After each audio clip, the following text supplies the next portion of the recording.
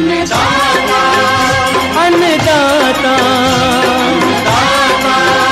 अन्नदाता, नीत तुम्हारा अन्नदाता, पग पग पर है संग तुम्हारे अन्नदाता। लहू किसानों का बन के पसीना सींचता है धरती का सीना, मेहनत का तेरी हक दिलवाने, नई तकनीक नई खोज बताने। पशुधन को गुणवान बनाना, पौध सुरक्षा को सिखलाना, खेती के सब गुर समझाने, भारत का सरताज बनाने, आठों पहर है संग तुम्हारे अन्नदाता अन्नदाता। नमस्कार, मैं हूं आपके साथ शिप्रा झा। आप सभी दर्शकों का अन्नदाता के कार्यक्रम में स्वागत करती हूं। किसान का जीवन बहुत ही मुश्किल होता है। वो अपने खेतों में लंबे समय तक काम करता है, उसका ध्यान सदैव फसल में ही लगा रहता है। वे अपनी कड़ी मेहनत की ताकत पर अपना जीवन व्यतीत करते हैं और ऐसे ही किसानों की प्रगति के लिए हम खेती बाड़ी से जुड़ी हुई बहुत सी नई लाभकारी जानकारियां हर रोज सुबह लेकर आते हैं। तो चलिए कार्यक्रम शुरू करने से पहले देखते हैं क्या है आज के अन्नदाता में। फसलों के लिए उपयोगी है विभिन्न जैविक कीटनाशक।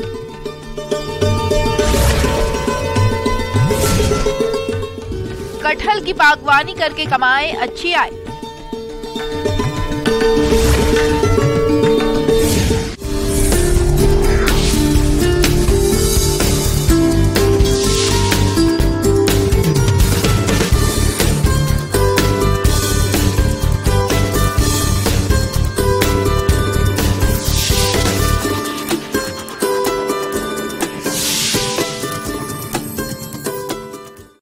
आजकल खेतीबाड़ी में कीट रोगों के नियंत्रण के लिए रासायनिक दवाओं का प्रयोग काफी हो रहा है, जिसका दुष्प्रभाव न केवल मिट्टी और वातावरण पर हो रहा है बल्कि मानव स्वास्थ्य पर भी इसका असर देखा जा रहा है। ऐसे में यदि किसान भाइयों आप जैविक तरीके से कीट रोगों का नियंत्रण करते हैं तो इस तरह की समस्या से बच सकते हैं और अपनी फसलों से गुणवत्ता युक्त अधिक उपज ले सकते हैं। आज हम आपको गांव भैराना जिला जयपुर के ऐसे ही प्रगतिशील किसान सुरेंद्र अवाना से मिलवाने जा रहे हैं जो जैविक तरीके से फसलों में कीटों का नियंत्रण कर रहे हैं। तो आइए जानते हैं इनके अनुभवों को।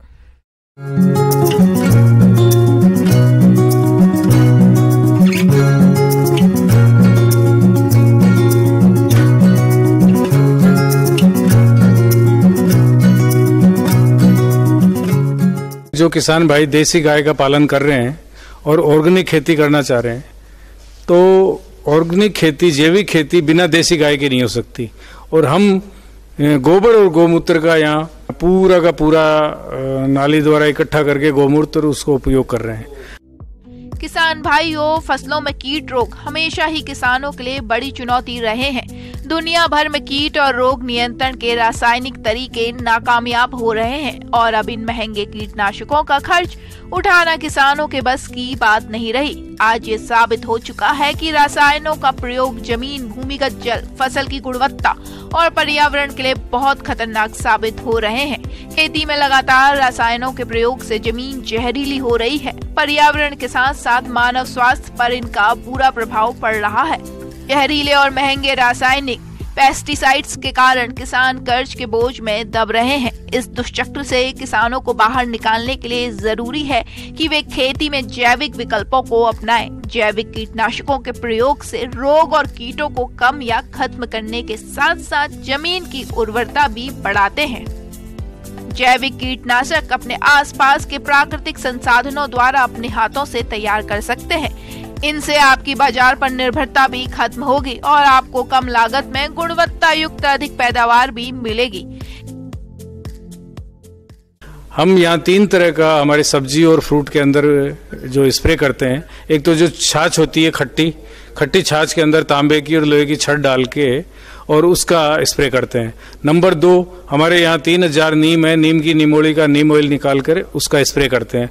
और तीसरा, ये देखिए मेरे पीछे जो संपूर्ण सुरक्षा है, गोमूत्र में हम हमारे फार्म पे ही है, जैसे आकड़ा है, धतूरा है, तंबाकू है, लहसुन है, करंज है, पपीता के पत्ते हैं, अमरूद के पत्ते हैं, अनार के पत्ते हैं, इन सबको 15 दिन सड़ा के और थोड़े से इसमें कंसोसिया डाल के और फिर ये संपूर्ण सुरक्षा का जो स्प्रे है ये तैयार करते हैं। 25 लीटर में 1 लीटर ये हम डाल के और हर 15-20 दिन से सब्जियों के ऊपर और फ्रूट के ऊपर करते हैं। और इस तरह से पेड़ को अगर पूरा नीला भी दो, जड़ में भी जाएगा तो वो खाद का भी काम करेगा।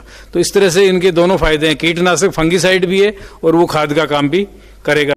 इसके अलावा किसान भाई अपने स्तर पर पंचगव्य बना सकते हैं और इसका फसलों में उपयोग कर सकते हैं।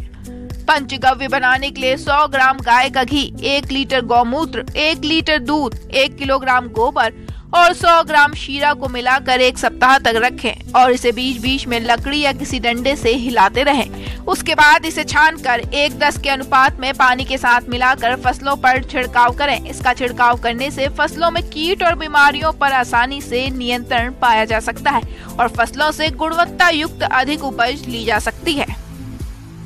तो मेरे किसान भाइयों से ये कहना है कि जो भी आपका पशुधन है, खासतौर से देसी गाय, उसका गोमूत्र इकट्ठा करिए और इस तरह से कीटनाशक और फंगीसाइड आप बनाइए।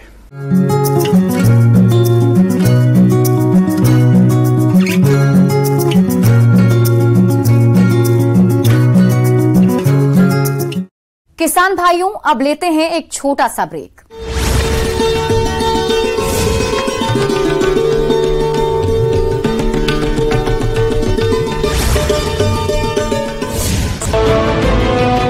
दौरे की तैयारियां अंतिम रूप में, बीजेपी नेता और प्रशासन तैयारियों में जुटे। मेडिकल कॉलेज के सामने पंडाल किया गया तैयार। पंडाल में किसान सम्मान निधि कार्यक्रम होगा। टोंक के मालपुरा में 2 समुदायों में विवाद हुआ। मामला मालपुरा थाना इलाके के गनवर गांव का, जहां पर सूचना पर पुलिस प्रशासन मौके पर तैनात किए गए। बीकानेर के श्रीडोंगरगढ़ में क्रेटा और ट्रक की आपस में भिड़ंत हुई है। 2 लोगों की मौत हुई, 2 अन्य लोग घायल हो गए। पुलिस ने घायलों को अस्पताल में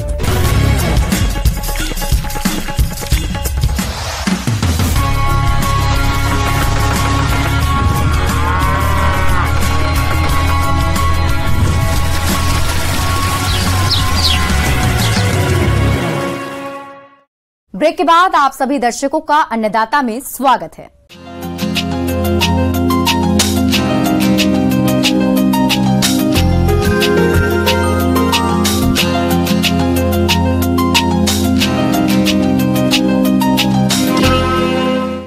कटहल न सिर्फ सब्जी के रूप में खाया जाता है, बल्कि इसका इस्तेमाल अचार बनाने में भी किया जाता है, जिस वजह से कटहल की मांग हमेशा बनी रहती है। कटहल के वृक्ष किसान अपनी खेत की मेड़ों पर लगाते हैं, लेकिन यदि किसान व्यावसायिक तौर पर इसके बाग लगाएं तो अधिक मुनाफा कमा सकते हैं।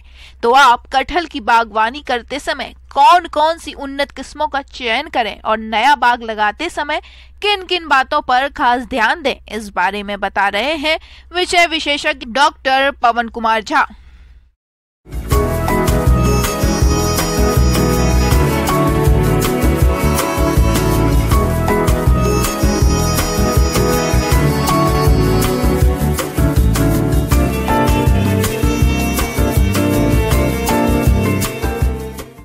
कटहल का लगाने का समय, पौधा लगाने का समय आ गया है। किसान भाई भली भांति जानते हैं। और कटहल जो है सो यहाँ बहुत अच्छी किस्म है कटहल का किस्म, जिसमें कि रोज सेंटेड है, दूसरा चेस 1, चेस 2, खजवा, गुलाबी, रसदार, ये सब कटहल की किस्में हैं। कटहल को किसी भी प्रकार की मिट्टी में उगाया जा सकता है, लेकिन कटहल की खेती के लिए बलुई दोमट मिट्टी को उपयुक्त माना गया है।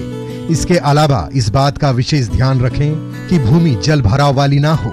इसके खेत में भूमि का पीएच मान 7 के आसपास होना चाहिए। अगर जलवायु की बात करें तो इसकी खेती शुष्क एवं शीतोष्ण दोनों जलवायु में सफलतापूर्वक कर सकते हैं, क्योंकि यह उष्ण कटिबंधीय फसल का पेड़ है। इसलिए इसकी खेती के लिए शुष्क और नम दोनों प्रकार की जलवायु को काफी उपयुक्त माना गया है। कटहल की खेती करने से पहले उसके खेत को अच्छी तरह से तैयार कर लेना चाहिए। सबसे पहले खेत की गहरी जुताई कर देनी चाहिए। इससे खेत की पुरानी फसल के अवशेष पूरी तरह से नष्ट हो जाएंगे। इसके बाद खेत में पाटा लगाकर जुताई करवा दें, जिससे खेत समतल हो जाएगा। उनको गड्ढा का आकार जो है सो इसमें जो है सो 3 फीट रखना होगा। 3 फीट लंबा, 3 फीट चौड़ा और 3 फीट गहरा, ये उसका आकार रखना होगा। और उसको जो है ये गड्ढा भी भर चुके होंगे और हम किसान भाई समझदार हैं, वो जो है उसमें 1 किलो चूना, 1.5 किलो करंज का खल्ली, 1 किलो SSP, आधा किलो जो है सो आपको MOP, ये इससे जो है, और ऊपर का मिट्टी, कभी भी नीचे का मिट्टी नहीं डालना है, ऊपर के वही उपजाऊ होता है। ऊपर का मिट्टी से उसको गड्ढा को हम लोग भर देते हैं। और भरने के बाद जो है सो कटहल जो है, वो भी कटहल जो है बीज से होता है या कल्यायन विधि से होता है ना। कल्यायन जो बडिंग से होता है, इस तरह से हम लोग उसका पौधा लगाते हैं। ये किस्म से बीज का विधि से या कल्यायन विधि से, कल्यायन विधि ही अच्छा होगा, कल्यायन विधि से हम लोग पौधा जो है सो उस गड्ढा में हम लोग लगा देते हैं। 10 मीटर की दूरी पर में कटहल का पौधा लगाना चाहिए। एक पौधा से दूसरा पौधा के बीच की दूरी 10 मीटर और एक पंक्ति से दूसरे पंक्ति के बीच की दूरी भी 10 मीटर होनी चाहिए। जब गड्ढे की मिट्टी अच्छी तरह दब जाए तब उसके बीचों बीच में पौधे के पिंडी के आकार का गड्ढा बनाकर पौधा लगा दें। पौधा लगाने के बाद चारों तरफ से अच्छी तरह दबा दें और उसके चारों तरफ थल बनाकर पानी दें। यदि वर्षा न हो रही हो तो पौधों को हर तीसरे दिन 1 बाल्टी 15 लीटर पानी देने से पौधे की स्थापना अच्छी होती है। और लगाने के बाद जो है उसको जो है सो इसमें भी यही है कि जल का जो है ये जमाव नहीं होना चाहिए। जल का जमाव नहीं होना चाहिए, बिल्कुल नहीं होना चाहिए। और इसके लिए हम लोग बरसात के समय में एक पानी निकास नली लगाते हैं, जिससे पूरा पानी जो है बाहर जो है सो बह जाता है। उसके बाद इसमें हम लोग 3 साल का जब ये हो जाए तब हम लोग खाद की मात्रा जो है 3 साल तक हम लोग खाद की मात्रा बढ़ाते हैं। और उसमें हम लोग 10 से 15 किलो जो है सड़ी हुई गोबर की खाद, 1 से 1.5 किलो यूरिया, आधा किलो SSP और 400 ग्राम MOP डालते हैं। जो इसका उम्र बढ़ता है त्यों हम इसमें खाद की मात्रा बढ़ाते जाते हैं। और जब ये 10 साल का हो जाता है तब इसमें हम लोग 20 से 25 किलो गोबर का खाद, 1.5 किलो यूरिया, 1 किलो SSP और 500 ग्राम पोटाश प्रति साल डालते हैं। और कल्याण विधि से जो हम लोग लगाते हैं उसमें 2 साल से 3 साल के बाद उसमें फल आना शुरू हो जाता है और कटहल में बहुत ज़्यादा फल लगता है और इसका मांग भी बाज़ार में बहुत है। और ये इससे किसान भाई बहुत अच्छा पैसा कमा सकते हैं। करीब 1 एकड़ में करीब 30 से 35 हजार रुपया किसान भाई इसमें कमाते हैं।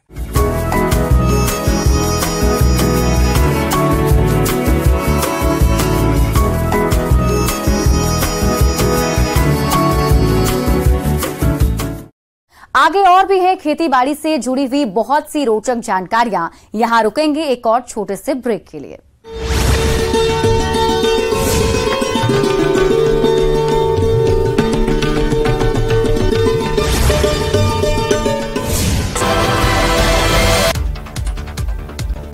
दौसा जिले की सदर थाना पुलिस और जिला स्पेशल टीम ने बड़ी कार्रवाई करते हुए एक्सटॉर्शन के 4 आरोपियों की गिरफ्तारी की है। सभी 4 आरोपी शातिर साइबर क्रिमिनल हैं, जिन्हें पुलिस ने दबोच लिया है। ये आरोपी नौकरी के नाम पर भी ठगी की वारदात को अंजाम देते थे। सिरोही ग्रेफ्तार के धवली थल गांव के बीच में अधूरे पड़े पुलिया निर्माण के कार्य को खोदे गए गड्ढे में 7 दिन में 2 लोगों की मौत हो गई।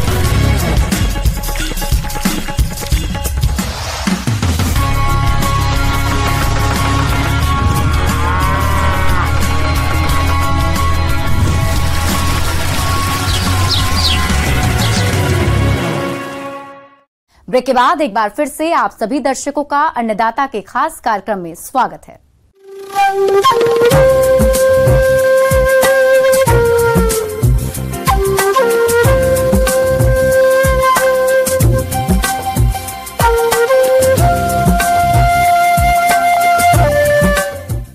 मौसम विभाग के रिपोर्ट पर साप्ताहिक कृषि सलाह इस प्रकार है।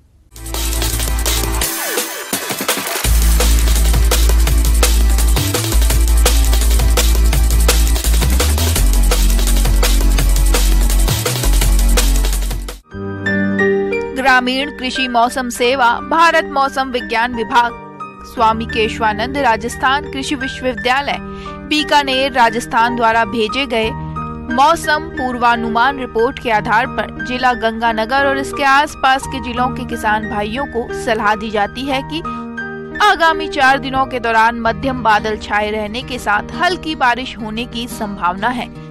इन 4 दिनों में अधिकतम तापमान 36 डिग्री सेल्सियस और न्यूनतम तापमान 28 डिग्री सेल्सियस तक रह सकता है। अधिकतम सापेक्षिक आर्द्रता 61% और न्यूनतम सापेक्षिक आर्द्रता 33% रहने का अनुमान है। वहीं हवा की औसत गति 12 से 25 किलोमीटर प्रति घंटे की औसत गति से चलने की संभावना है। ऐसे में इन क्षेत्रों के किसान भाइयों को सलाह दी जाती है कि नरमा कपास के खेत में खरपतवार न पनपने दें। इसके लिए पहली निराई गुड़ाई सिंचाई के बाद बत्तर आने पर कसिये से करें तथा इसके बाद एक और निराई गुड़ाई त्रिफाली से करें।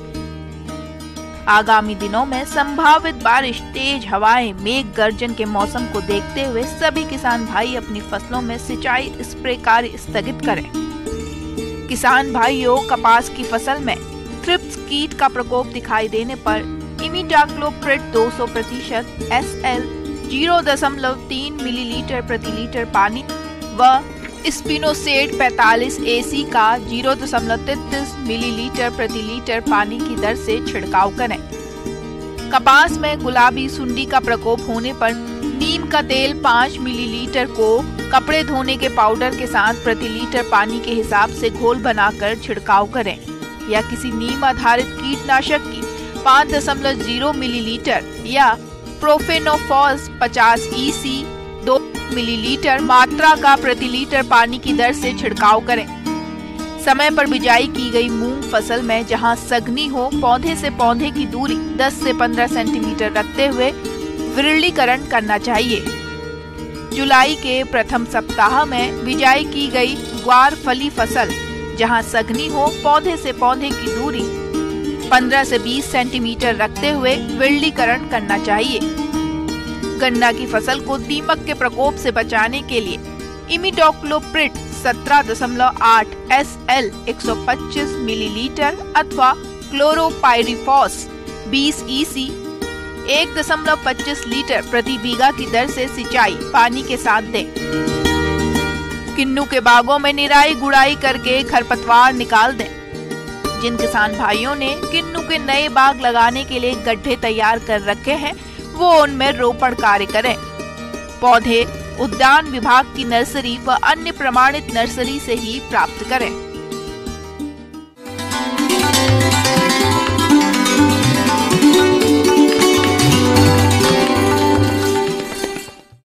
और आइए अब जानते हैं अन्नदाता निःशुल्क फोन के माध्यम से पूछे गए समस्याओं का समाधान। आज के अन्नदाता हेल्पलाइन में जिस प्रश्न को कार्यक्रम में शामिल किया गया है उसे पूछा है संगरिया जिला हनुमानगढ़ के किसान गगनदीप सिंह ने। आप धान रोपाई यंत्र पर जानकारी चाहते हैं तो गगनदीप जी आपकी जानकारी के लिए प्रस्तुत है कार्यक्रम का यह अंश।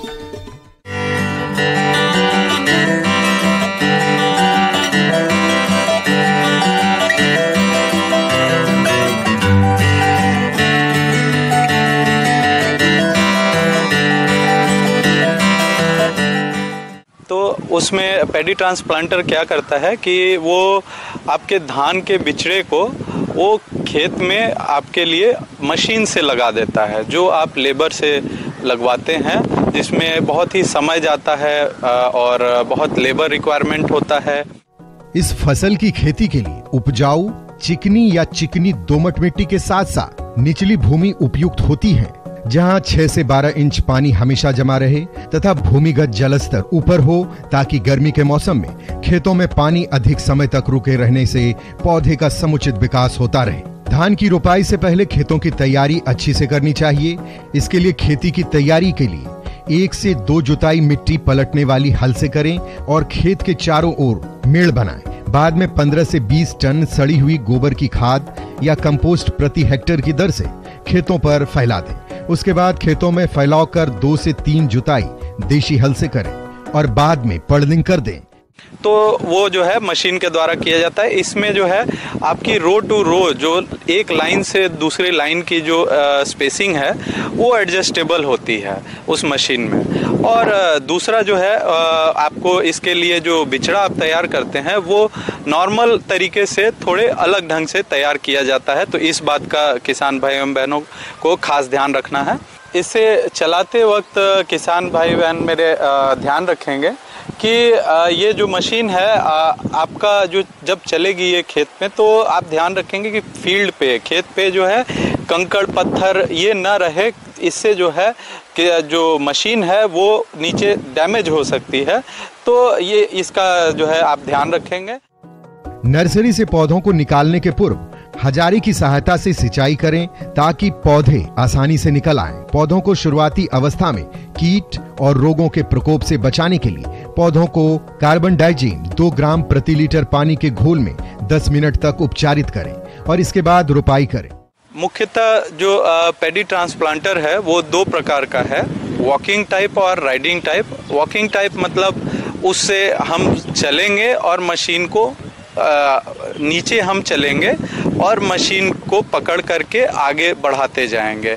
और राइडिंग टाइप में है कि आप उस पर बैठ करके उस पर सवारी करेंगे। इस तरह जो है ये 2 तरह का पैडी ट्रांसप्लांटर उपलब्ध है और इससे आप जो है लगभग आधे हेक्टेयर से भी ज़्यादा, एक दिन में आधे हेक्टेयर से भी ज़्यादा की बुआई आप कर सकते हैं। और इसमें आपका देखिए बचत है लेबर और टाइम का। दूसरा आपका जो डेप्थ है, जिस गहराई पे बिजाई होती है वो बिल्कुल ऑप्टिमम है, बिल्कुल जो है एग्जैक्ट जितना रहना चाहिए उतना ही है। तो चूँकि ये मशीन द्वारा की जाती है तो इससे आपको जो है प्लांट का जो धान का ग्रोथ है वो बहुत बढ़िया होगा और उपज बहुत बढ़िया होगी। और इसमें एक और फ़ायदा ये है कि आप चूँकि लाइन से लगी रहती है, लाइन से लगा रहता है धान मशीन के द्वारा लगाए जाने के कारण, तो इसमें आप मैनुअली जो वीडिंग टूल्स हैं वो आप इस्तेमाल कर सकते हैं, जैसे कि ग्रबर है, व्हील हो है, 3 टाइन हो है। तो आपकी निकोनी जो है काफ़ी आसान हो जाती है इस मशीन को भी इस्तेमाल करते हैं। तो केमिकल का प्रयोग नहीं करना पड़ता है, जो कि नहीं तो नॉर्मल केसेस में जो आप लेबर का रिक्वायरमेंट करते हैं तो लेबर से जब आप बुआई करवाते हैं तो वो आपका जो है आपको आप केमिकल का आपको छिड़काव करना पड़ता है वीड्स को कंट्रोल करने के लिए। अपितु आप अगर पैडी ट्रांसप्लांटर का इस्तेमाल करते हैं तो नेचुरल वे में आप जो है मशीन, छोटी छोटी मशीन आती है वीडिंग के लिए, निकोनी के लिए, तो आप उसे इस्तेमाल करके जो है केमिकल मुक्त जो है पैडी धान उगा सकते हैं। और मेरा निवेदन है आप सभी किसान भाइयों एवं बहनों से कि आप इस मशीन को अपनाएं और लाभ उठाएं।